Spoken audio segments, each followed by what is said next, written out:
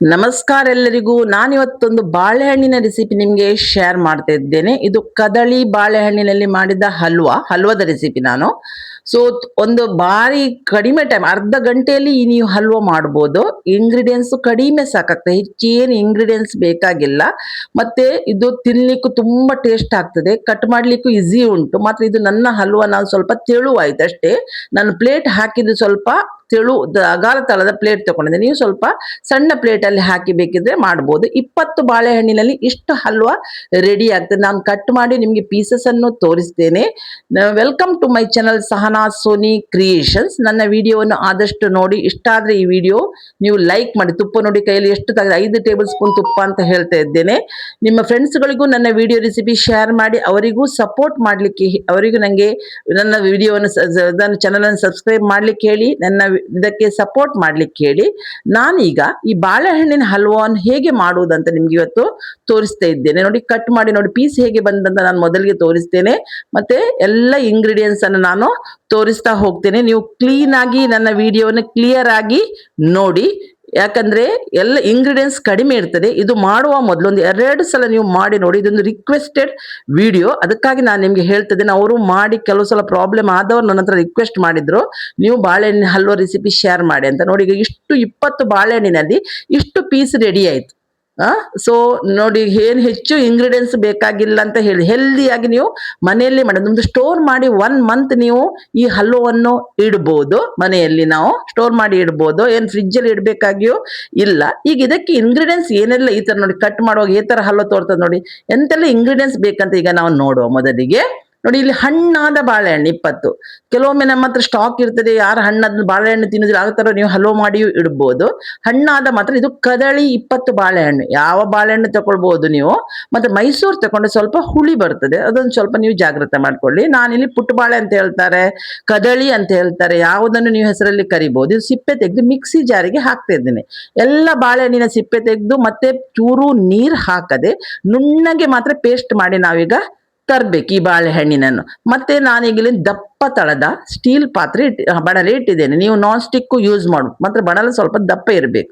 ಇದಕ್ಕೆ ನಾನು ನಂದಿನಿ ಅವರದ್ದು 4 ಟೇಬಲ್ ಸ್ಪೂನ್ ತುಪ್ಪ ಹಾಕ್ತೇನೆ. ಮೊದಲಿಗೆ ನಾನು ಹೇಳಿದ್ದೇನಲ್ಲ, 5 ಟೇಬಲ್ ಸ್ಪೂನ್ ತುಪ್ಪದಲ್ಲಿ ನಾನು ಮಾಡ್ತಾ ಇದ್ದೇನೆ.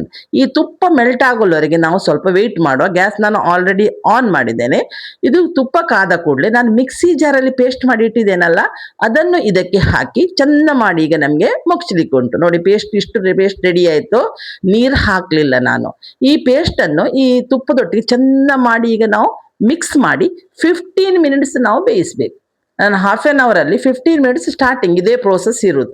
ಈ 15 ಮಿನಿಟ್ಸ್ ನಾವು ಸುರಿಗೆ ನಾವು ತುಪ್ಪವನ್ನು ಚೆಂದ ಮಾಡಿ ಇದರೊಟ್ಟಿಗೆ ಮಿಕ್ಸ್ ಮಾಡುವ. 15 ಮಿನಿಟ್ಸ್ ಈ ಪೇಸ್ಟ್ ಅನ್ನು ಈ ತುಪ್ಪದಲ್ಲಿ ಬೇಯಿಸಿ, ಎಲ್ಲಿವರೆಗೆ ಅಂತ ಹೇಳಿದ್ರೆ ಅದು ಕಲರ್ ಚೇಂಜ್ ಆಗ್ತದೆ ಇದರದ್ದು. ಮತ್ತೆ ಇದು ಪೇಸ್ಟ್ ಮತ್ತೆ ದಪ್ಪ ಬರ್ತದೆ.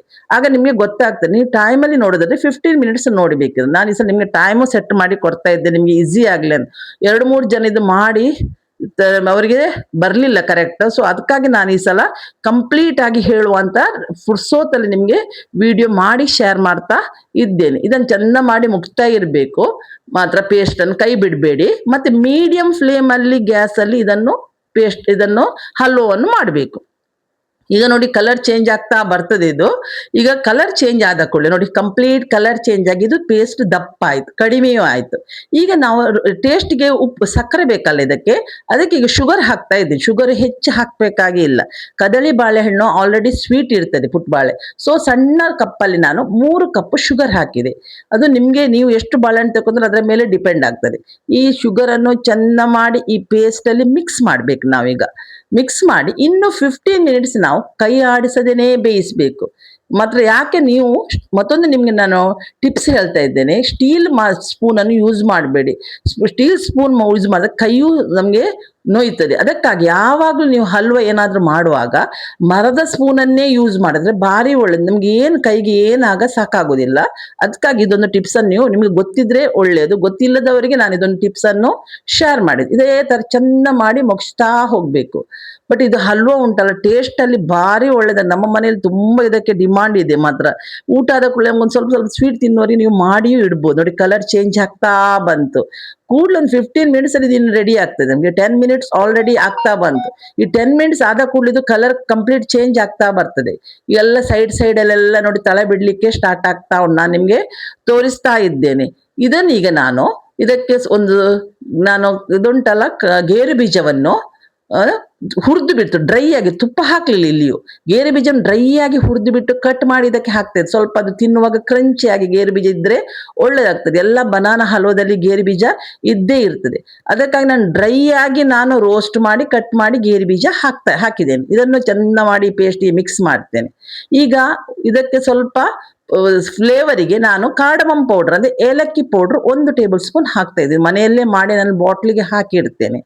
ಈ ಪೌಡರ್ ಅನ್ನು ಚೆಂದ ಮಾಡಿ ಈ ಪೇಸ್ಟ್ ನೊಟ್ಟಿಗೆ ಮಿಕ್ಸ್ ಮಾಡುವ. ಈಗ ಆಲ್ರೆಡಿ 10 ಮಿನಿಟ್ಸ್ ಆಯ್ತು. ಇನ್ನು 5 ನಿಮಿಷದಲ್ಲಿ ನಮ್ದು ಹಲ್ವಾ ರೆಡಿ ಆಗ್ತದೆ.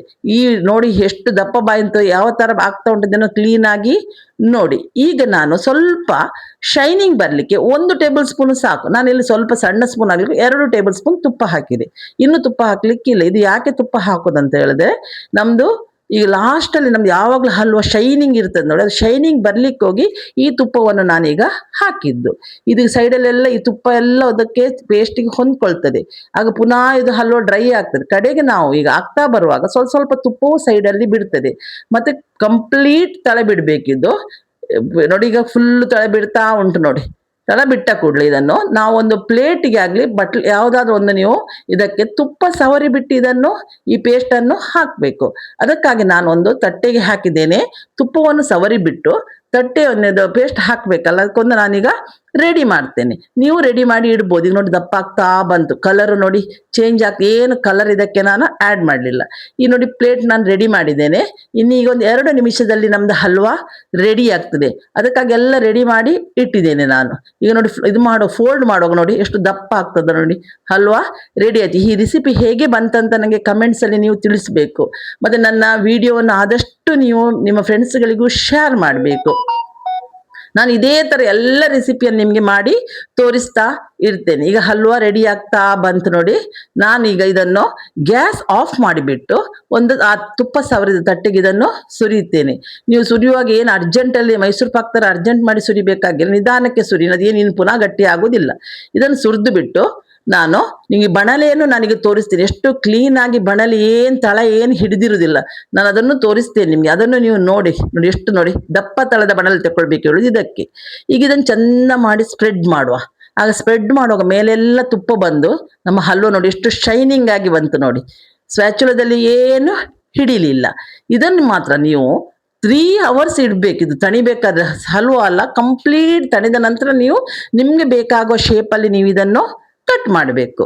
3 ಅವರ್ಸ್ ನಾವೀಗ ಸೆಟ್ ಮಾಡ್ಲಿಕ್ಕೆ ಇಟ್ಟಿದ್ದೇನೆ. 3 ಅವರ್ಸ್ ಆಯ್ತು. ಈಗ ನಾನೀಗ ಸ್ಪೂನಿನ ಬ್ಯಾಕ್ ಸೈಡೆಲ್ಲ ಬಿಡಿಸ್ತಾ ಬರ್ತೇನೆ.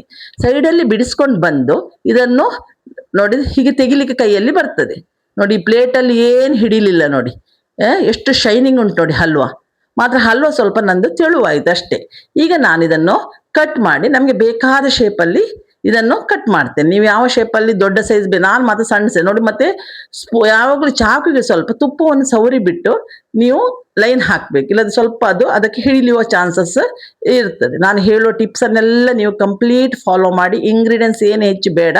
ಹಲ್ವಾ ಮಾಡಿ ಹೇಗೆ ಬಂತಂತ ಕಮೆಂಟ್ಸ್ ಅಲ್ಲಿ ನಂಗೆ ತಿಳಿಸುವುದನ್ನು ಮಾತ್ರ ಮರಿಬೇಡಿ. ನಾನು ನೋಡಿ ಎಲ್ಲ ಹಲ್ವಾ ಪೀಸಸ್ ಇಷ್ಟು 20 ಬಾಳೆಹಣ್ಣಿನಲ್ಲಿ ಇಷ್ಟು ಹಲ್ವಾ ರೆಡಿ ಆಯ್ತು. ನಾನು ಇದೇ ತರ ಒಳ್ಳೊಳ್ಳೆ ರೆಸಿಪಿಯನ್ನು ನಿಮ್ಗೆ ಹಾಕಿ ಶೇರ್ ಮಾಡ್ತಾ ಇರ್ತೇನೆ. ಈ ರೆಸಿಪಿಗೊಂದು ಲೈಕ್ ಕೊಡ್ಲಿಕ್ಕೆ ಮರಿಬೇಡಿ. ನಾನು ಬರುವಾಗ ಒಂದು ಒಳ್ಳೆ ರೆಸಿಪಿಯನ್ನು ಬಂದು ನಿಮ್ಮನ್ನು ಮೀಟ್ ಆಗ್ತೇನೆ. ಅಲ್ಲಿವರೆಗೆ ಬಾಯ್, ಥ್ಯಾಂಕ್ ಯು.